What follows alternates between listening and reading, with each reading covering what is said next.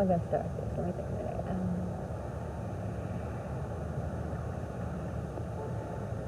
Dr. Teague, the board has dealt with the question of whether to have the biblical account also presented in the textbooks as well as the theory of evolution. How does that stand right now? State board in January of this year passed a resolution asking that those in responsibility, which I'm assuming pointed more directly at me than anyone else, include equal time in the biology materials for the biblical creation version as well as evolution version. And at this time we are asking our textbook committee to search all books that deal with this topic and review them next year as they approve or recommend for the board's approval biology textbooks. And I have received through the mail various people who are interested in this topic titles of books, and these have been referred to our state textbook committee. And when the state textbook committee meets next year, this will be their prime area of concern. Is there anything else that will be done? Is this on its way to becoming a fact that children will be taught the theory of the Bible point of view as well as the theory of evolution? Well, of course, as you know, this is a very hot topic, and we have certain court orders and certain laws dealing with this, and the various people have different views as whether the children should be taught by public school teachers any certain creation views.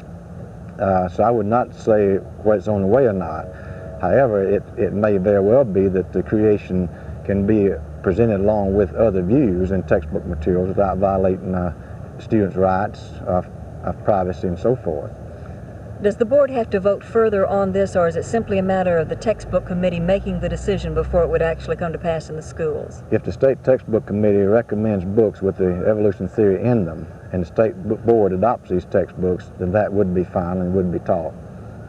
When does the textbook committee get together to decide? They will work several months during next school year, and I believe the timetable is that by about January of '77 this issue would come before the board in or out of text materials. Of course, there are people who have opinions on both sides. There are a number of people who would like to see this point of view taught, but there are also a number of people who would like to carry the theory of evolution. And why do you suppose they have very strong feelings about that? Well, I think many people have different views who are all very much of the same religious views. I think those who prefer that public school teachers not deal with this topic is that majority of public school teachers are not trained in religious matters, and also that many people feel that religion is really a part of the home and church teaching and not a captive audience in public schools. In our region, the majority of people profess pretty much the same religious views. However, not everybody. And you or I might not want our child subjected to a person's views different to ours in religion. So it is a captive audience. Dr. Bagley, one of the things that sparked the discussion that came up in the Board of Education was a resolution that was passed by the Baptist State Convention. What about that? Yes, the Alabama Baptist State Convention meeting in Tuscaloosa in November of 1973 passed a resolution which basically called for the State Board of Education and those involved in education in the state that have to do with the textbooks to include equal treatment, equal space and treatment of the biblical account of creation alongside the theory of evolution which is taught to children.